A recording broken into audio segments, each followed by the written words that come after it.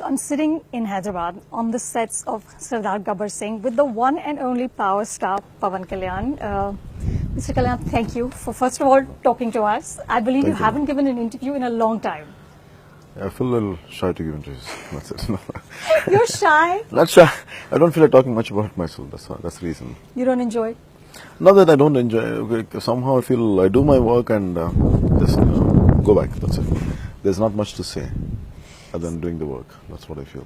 So I'm going to give the uninitiated a little bit of introduction to this personality sitting with me. 2016 is Mr. Kalyan's 20th year in the movies, but in 2 decades he's only done 20 films, which is not a lot at all. It's less. It's very less.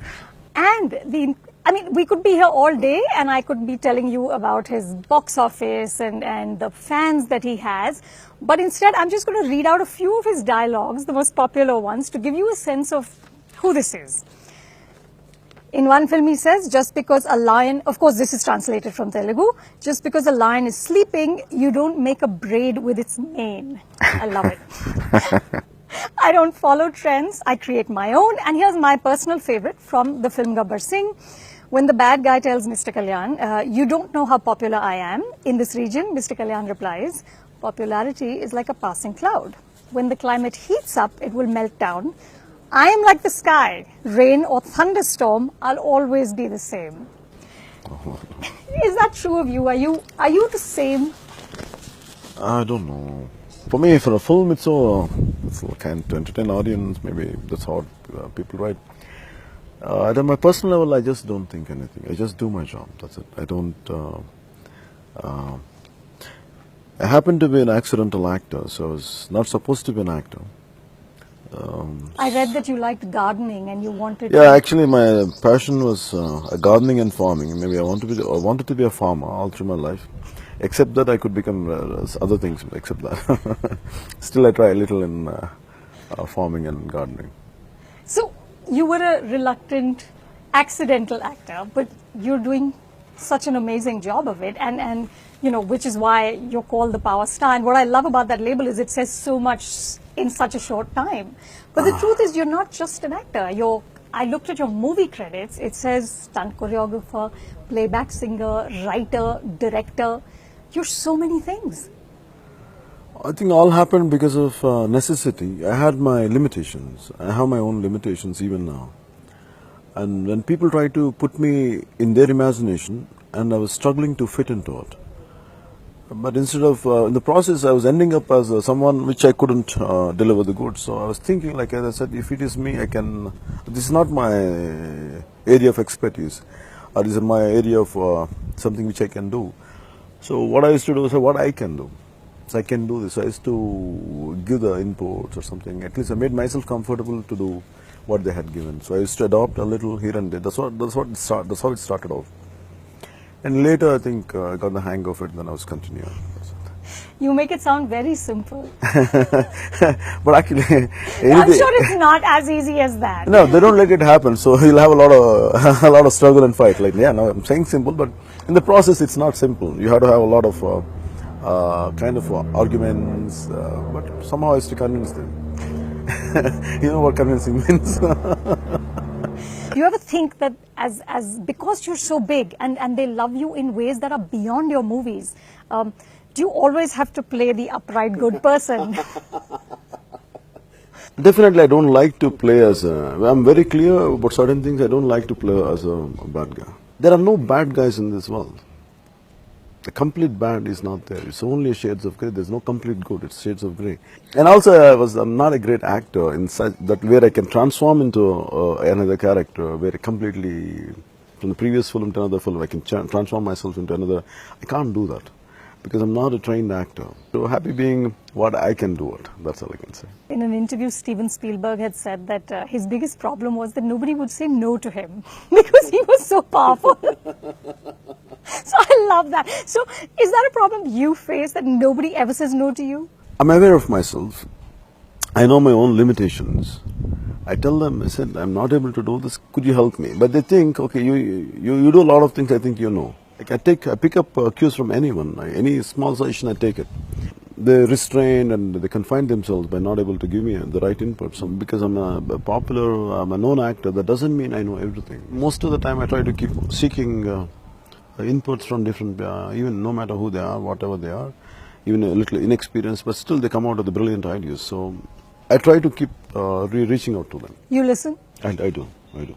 Really? Because what happens when you reach this level of power and popularity is you start to live in a world which is in a way not real, because there's so many barriers around you. Have you consciously tried to get away from that? When we know there is something beyond us, one who created us, so it will humble you. I don't know, after my third film, they took me to one of the cities, and they were asking me, like I said, we got a open top vehicle for you to go to that venue. And it was a function, like it's a big function. I said, why it is needed? They said, a lot of people are going to come. I said, who's going to come and look at me? And actually, when I went, this hordes of people were there. I was wondering, like, what is the difference between me and them? I said, what's two sides of the same coin? I said, destiny has put me here. So there's no difference between me and them. So I don't have to take it to my head. When I trace the thought back, maybe there's so many people involved to give me that experience that I'm able to deliver. Who enabled you to do it? Who made me to do? Oh yeah, who could? But Mr. Kalyan, you've led such an unconventional life. I mean, every sphere of your life, personally, professionally. You launched your political party, Janasena, but you're clearly not, and you said that in your speech at the inaugural of the party, that you're not here for a post or you're not here for power. You're like a conscience keeper. Someone should be, somehow, I don't know, somehow a lot of thoughts, they keep choking me. I say a lot of big dialogues in films, and I say it with such a conviction when I'm saying it, actually believe in when I'm saying it. So I keep wondering, how come when I say with such conviction in films, how come when real life incidents, how come I'm so scared? That questions me. And I have that kind of, I can't face myself. So I think that's what made me restless, that's what choked me, not just in 1 year. All through my childhood, I had a lot of opinions to say. Maybe I want to say something, I want to be bold, I want to be fearless when something is happening. Maybe that made me to go into a little into politics, maybe a little here and there. I think that's how the genesis of Janasena, I think. In that inaugural speech, you said that home is far. You quoted Tilak. Yeah, Mr. Tilak, yeah. Yeah, and you said home is far and there is darkness around. Yeah. But still there is courage. Is that true for you? Is that what you have, courage? Courage is almost a muscle which expands. If you use it. If you use it. So we pump a lot of iron, we can grow muscle, but the muscle of courage, it's always you have to exercise on it. And always, the courage is always, it can stretch. You can stretch. Maybe today the level of courage for one point of time is not the same for another incident. Again, you have to live up to it. Now that I want to stretch my limits, maybe situation comes, I don't want to step back. I don't want to. I would like to face, I would like to have an opinion, okay. That's how it is. Do you ever feel that you're risking anything by going into that arena? Even risking means, if it is about the cost of life, we risk a lot.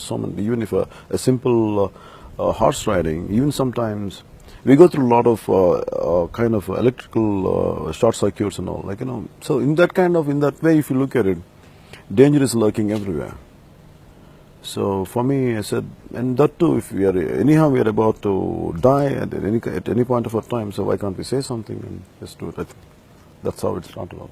But especially for film stars in this country, it's very difficult to actually be political because there's so many possibilities of sort of bad effects. Films get banned, that's this true, happens. that's true. You don't seem afraid of that. Films is not the end of life. Films is just a part of my life. For me, life is more bigger than cinema. If you weigh which one, what is expressing is more essential than keeping quiet, I prefer to express myself, no matter whatever the cost is.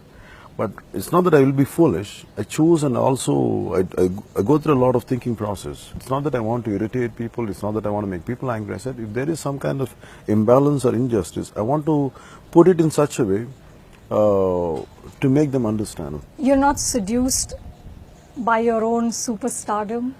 I never believed myself as for me it is God-given, or it just happened to me.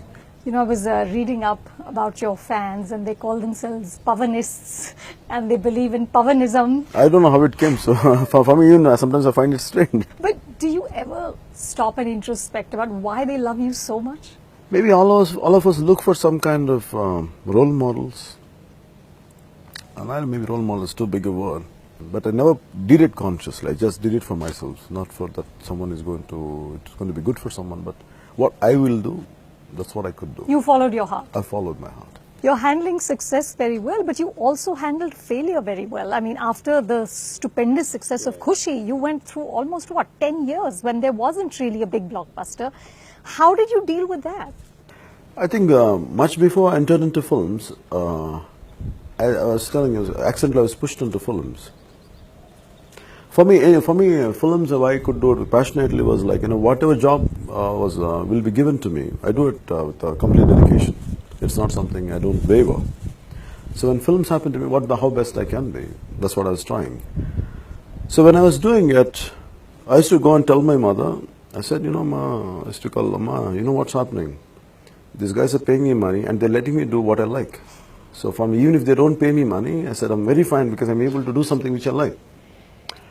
So when I was enjoying that process, I'm more grateful for that process. So always I was thanking, I don't know, so always right from my childhood I believed in the supreme nature.